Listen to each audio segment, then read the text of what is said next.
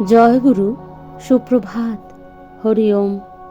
ওম অখণ্ড সংহিতা বা অখণ্ড মণ্ডলেশ্বর শ্রী শ্রীমৎ স্বামী স্বরূপানন্দ পরমহংসদেবের অমৃতময় উপদেশবাণী ঊনবিংশ খণ্ড। সৎকথার সৎ শক্তি।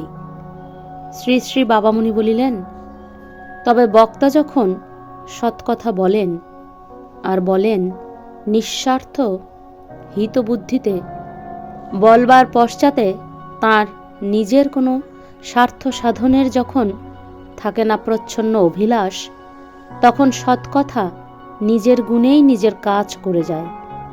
সুতরাং বক্তার ভিতরে দোষ, ত্রুটি, অসম্পূর্ণতা বা অপরিপক্কতা যতই থাকুক বা যাই থাকুক, সৎকথার গুণেই তিনি সমাদৃত হন। অর্থাৎ কথায় সৎ বস্তু আছে বলেই সেই কথাগুলি লোকে শোনে এবং ওই সৎ বস্তু নিজের মহিমাতেই মানব সমাজের ভিতরে নিজ কাজ করে যায়। সৎকথার সৎ শক্তি কখনো অস্বীকার করা যেতে পারে না।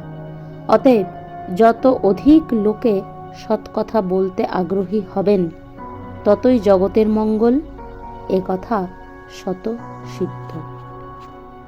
হরি ওম।